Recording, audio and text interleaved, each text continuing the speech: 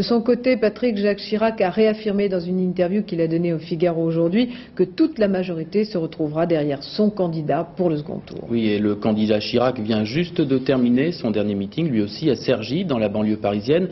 Il a particulièrement insisté sur la rigueur en matière d'immigration et aussi sur sa sincérité la sincérité de son combat contre le racisme. Éric Pirot.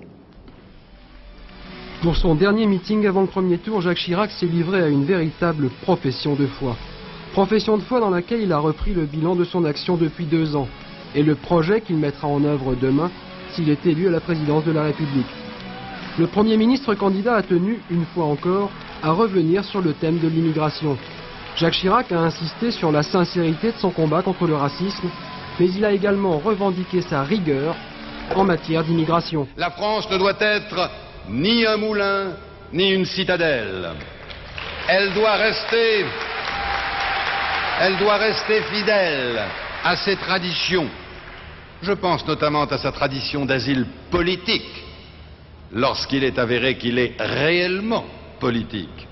Mais elle doit aussi se soucier des intérêts de son peuple et de la sauvegarde également de son identité nationale.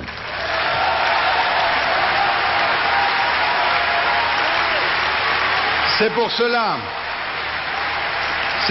que je suis, pour ma part, et contrairement à M. Mitterrand, profondément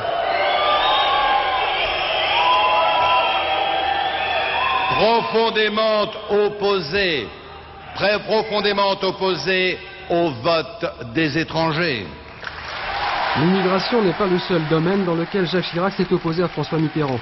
François Mitterrand, durement attaqué ce soir par le Premier ministre candidat, qui lui a reproché de vouloir rassembler les Français, je cite, sur du flou, du brouillard et du silence.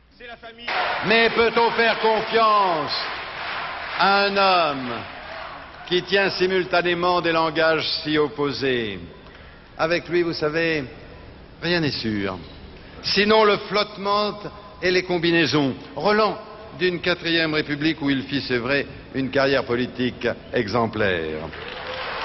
Une attaque, on le voit, qui préfigure déjà ce que pourrait être le débat du 2e tour entre le président candidat et le Premier ministre candidat.